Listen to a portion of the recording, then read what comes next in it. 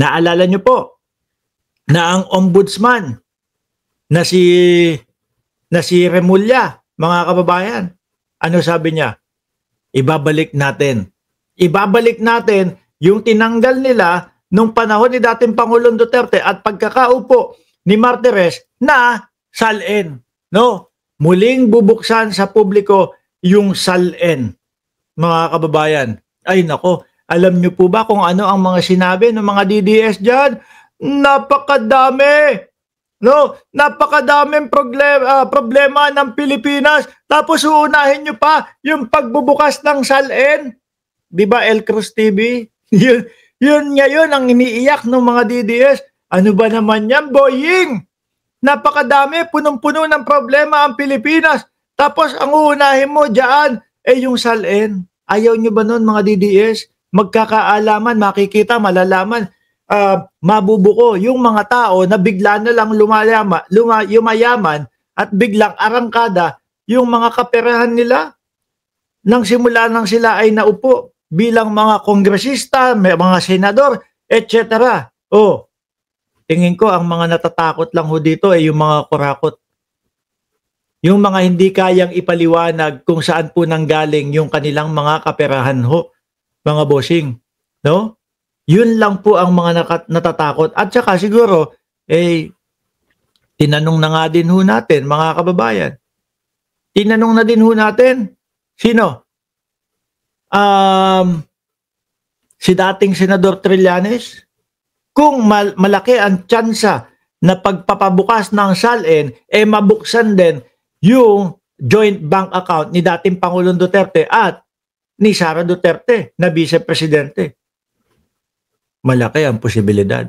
At tingin ko, yan ang kinatatakot ng mga DDS na mabuksan. Kasi yung mga DDS na yan, alam nyo ho, alam na nila yan eh. Ramdam na nila yan na may itinatago doon sa joint bank accounts na yon.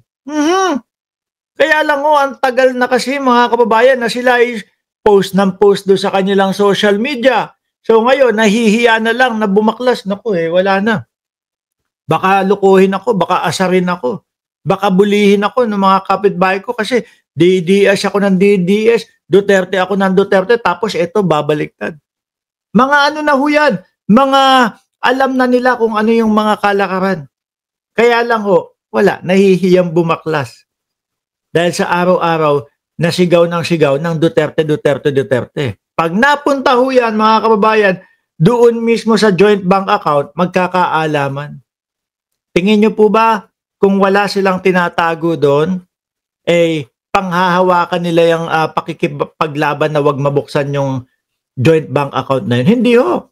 Tatapusin ko ang problema agad. Kung ako ang merong joint bank account na ganun at sinasabi sa akin ni Trillanes na may nagpapadala ng 2 bilyong piso dyan sa bank account na yan, tapos wala naman, ilalabas ko na ho agad dyan. Wala na, sira ka na, tapos ka na, Trillanes. Wala na maniniwala sa iyo kasi gawa-gawa lang ng istorya mo yan. Diba? Eto po. Senadora Risa Hontiveros, a copy of my official statement of asset, liabilities, and net worth or SALN for the year 2024. Sabi ko nga ho sa inyo, mga DDS na lang ho ang ano dito. Ganyan kabilis. Kapag ka ikaw, alam mo, wala kang ginagawa, wala kang pagnanakaw na ginagawa, labasan agad tayo. Eto ang aking SALN. Sworn statement yan. Di ba? Sworn statement of asset, liabilities, and net worth ni Senadora Risa Hontiveros. Ayan, kompleto. Ano meron dito? Bahay, house and lot. No, bahay worth 3.6 million. Acquisition cost 4 million. Current market value 4 million. 4 million. Yung isang bahay 1.3 million. Yung mga sasakyan kompleto, 4 na page itong inilabas, mga bossing chipamo sir. Yung mga Duterte kagaya nila Baste. Sila yung naghamon, di ba, kay Martin Romualdez, kung maalala nyo. Hinamon ni Baste Duterte o kung si Pulong man yung maglabas ng SALN, si House Speaker Martin Romualdez. Yung tao naman po, game naman din ho. mga kababayan. O sige, lalabas ko yung salin ko, walang problema. Pati po ang Pangulo, anak ng toko naman, oh. Sasabihin na naman mga DDS, ibabanat pa lang namin sana na ang Pangulong Bongbong Marcos ilabas din ang kanyang salin eh.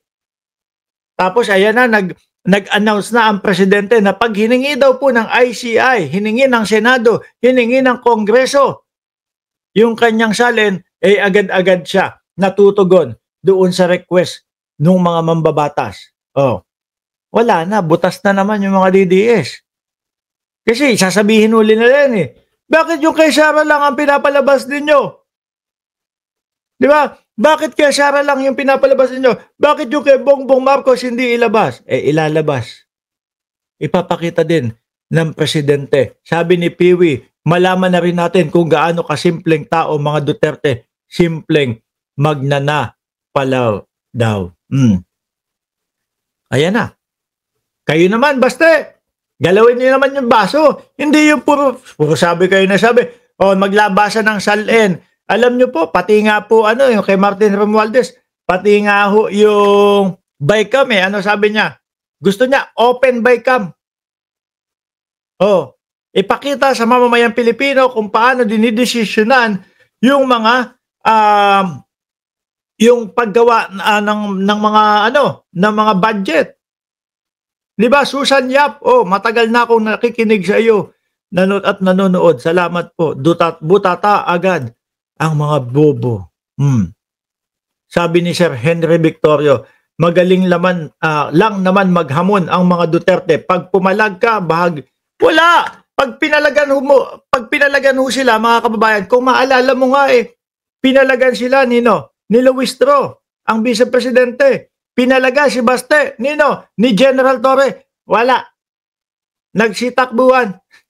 Yung isa, tumakbong Singapore. Hahamon-hamon. Tingin ko kapag kami pag nagsuntukan kami ni General Torre, bubugbugin ko yan Paghahamon na yung Baste. Pero ano ginawa? Wala, natakot. Kaya tinawag nga akong Barbie yan Ay, Barbie, takbo na. Ayun, takbo Singapore. Si Sara naman, sa Luistro, nagbintang naman. Kasi daw may utang sa kanila ang mga Luistro. Wala naman po napatunayan. Saklap mga DDS. Yung mga idol ninyo. Sa umpisa, magaling. Sa paghahamon, magaling. Tapos kapag kayong nandyan na yung laban talaga, tinapatan na sila, wala na. Hindi na sumasagot. Sinagot siya ni Luistro, ni Beatrix Luistro. Pakilabas mo nga yung resibo mo para naman mabayaran ko kayo. Ikaw, na naniningil ng 8 hanggang 9 na milyon, hindi ka maglalabas agad-agad ng resibo para bayaran ka? Wala. Ang Vice Presidente hindi na pinasya. Dahil kapag pinansin pa niya ho yun, mga kababayan, ang mangyayari lang, haba, lalo lang mapapahiya. Magaling lang sa bunganga, pero walang maipapakita. Ganyan ho lahat ng mga DDS. Chis Escudero nga Di ba? Sabi natin naku, ito na. Magsasalita na si Chis Escudero. Sasabihin na ni Chis Escudero, ganito, ganyan. Babanatan na si Martin Romualdez. May revelasyon daw si Chis Escudero doon sa Senado. Inantay natin, yung iba nakatungangan na ganyan kay Chis. Inaabangan. Ano kaya sasabihin ni Chis? Ano kaya yung mga ilalantad ni Chis? Nak ng 7 patola, mga kababayan, ang inilantad niya yung matagal nang isinisigaw ng mga DDS. Same lang din Martin Romualdez to. Wala man lang maipakita doon sa doon sa kanilang yung sa big screen nila.